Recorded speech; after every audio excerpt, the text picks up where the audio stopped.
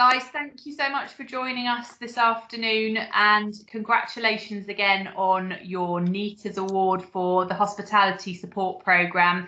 I'm going to hand over to Steve Alton, our CEO, to officially award you. Steve. Great, so thanks, Molly.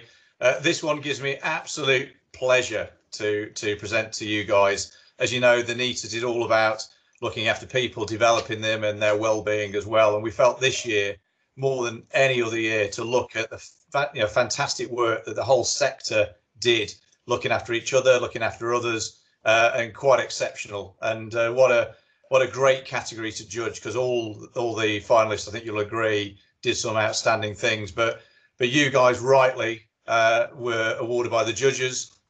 Exceptional teamwork from Greg, as always, leading the way and giving real purpose for why we should all care, and making it very real and getting it out there. Mr. Pavli, who's the unsung hero, and I'm incredibly pleased that he is no longer unsung and we're able to shout about it, because he quietly beavers away in the background with a huge heart.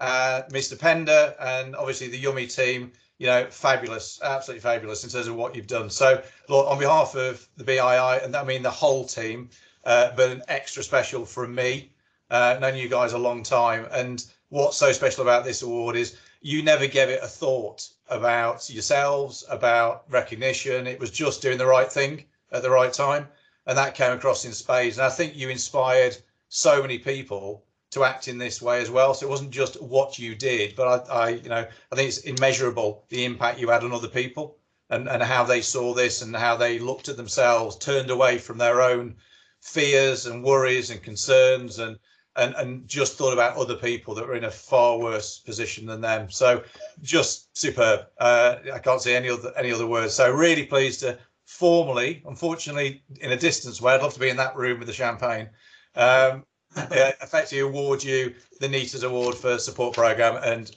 fabulous, and congratulations to you all. It would be great to get a few comments from you guys about how this has landed with you. So maybe Greg, if I ask you to kick us off. Well, first of all, thanks very much, Steve. I think there's a couple of things. This was total collaboration, and I'm pretty sure that Anthony and Paul will never take a phone call from me again where I leave a message and say, I need a favour and can you cook a few meals? Because I think if we'd have worked out at the end, it was going to end up to be £500,000 worth of food got put out there by people who were sort of struggling to keep their own businesses going, and the team at Yummy just stepped forward and were cooking the meals while they were on furlough. I hadn't met a lot of them, but they just stepped up to the plate and followed in Anthony as Tim's footsteps. And then Pav came along, so I was phone calls and emails to me and Anthony saying, I've got some pasta coming down the motorway, and what are you going to do with 3,000 Easter eggs? Was just, well, I don't think I ever expected it. I think the real spin-off and the positive for us in the industry is it made the homeless charities look at us, hospitality, in a totally different light. We weren't doing it because we'd signed a contract. We weren't doing it to get noticed. And I think they turned around and said, God, yeah, hospitality didn't go away. They stood with the charities and they helped people who were suffering and out on the streets. And that led and was a big factor in Crisis sponsoring another relationship manager with us, which has allowed us to do more things to like set up the COVID Resource Hub. So what Anthony and Paul and the team at Yummy did was just a catalyst to open up hospitality and Only a Pavement Away into the homeless sector, and to have them start tweeting about us and talking about Yummy and talking about Pav has just been the real success story. So I'm just really proud to have been part of it. But those two guys and their teams did all the hard work, really. Wonderful. Paul? Oh, shall I move the computer a little bit? Oh, dear. Well, first of all, thank you. Absolutely chuffed. It was one of those things that you don't do for recognition or for a reward, but it's nice when you win something, I guess, because we all like winning stuff. So I was the middleman. It's Greg's idea. The Yummy team were brilliant. I just got a few lorry loads of food delivered, frankly. But actually, it was Greg sort of said collaboration. For me, 20 companies roughly, or just over, were involved in helping us, and we couldn't have done it without all those guys supplying all that food. And the good thing for the charity, I guess, of which I'm helping Greg in this sort of advisory role, is 2 of those companies are now supporting the charity over and above that campaign, which is great because they saw the value of what we did as a charity and actually the worth of the charity in helping homeless people. So that was just good fun. And I got to come out of my house during lockdown with a reason to meet Anthony and have a coffee and a croissant on a Sunday morning and be a taxi driver of moving food around London because we didn't have enough space here in what became the warehouse that was a pub, frankly. So I'm chuffed to have been involved in it. Do it all over again, and thank you for the recognition. So cheers, guys. Cheers, fantastic. Well done, Paul. Anthony and the team.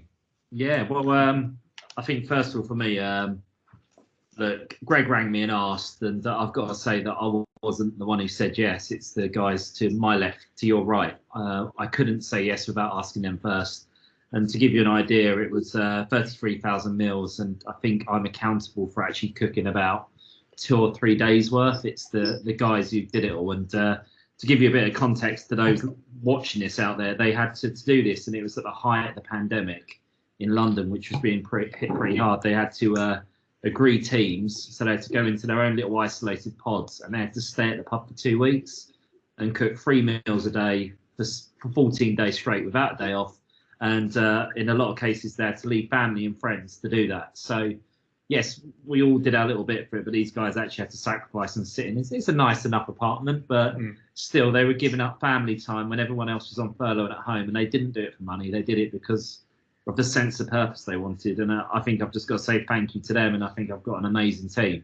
And I don't know, do you want to say something quickly, guys? Yeah, of course we do. Yeah, I suppose for me it was just nice to have a bit of like you're saying, a bit of purpose, to feel like you're doing something good for the community. So yeah, that was kind of why I sort of stepped into it. Yeah, I think it's just good to see the face of the person whose idea this was. I didn't know who to come to. 20 a day, yeah, that's fine. Yeah, sure. No, it's like it's yeah, you know, we're all in this line of work because we like, you know, we're people pleasers. You know, you're here to give people a good time and you know, look after people and do the right thing. And yeah, you know, I think I'm probably a bit of a better cook after all that than I was at the start as well. Wasn't the kitchen isn't my comfort zone, but I think it was good. Yeah. So you know what, idle hands, and yeah, it was just great to be a part of something bigger, and yeah, and it's lovely to be able to, you know, just say, yeah, we were there and we did that. We didn't just sit at home, and you know, we helped as we could. So pleased for that. Fantastic. Well, as Greg said, I think you've built, you know, real momentum in every sense, and that's great to hear that, you know, that's continuing with the charity. And I think you've built that momentum of that almost pay it forward concept through your actions. Other people have seen it and replicated it. And, you know, if there's ever a time again to show the greater world and those in power why hospitality really matters, really cares, and starts with looking after people first before its own concerns. You know, here's the example, here's the benchmark for, you know, what a great industry that collaborates and does the very best for other people. So look, you should all be incredibly proud of the achievement. You didn't do it for any other reason that you cared, and it was the right thing to do. And that's why the award, I think, should mean so much to you guys. And I wish I had a glass of champagne to toast you. But We'll toast you with your award. Cheers. Cheers. Congratulations. We'll get together and have that drink at the earliest opportunity, I can assure you. Thank you, guys. Thank you all. Cheers. Cheers. Thank you. Thank you.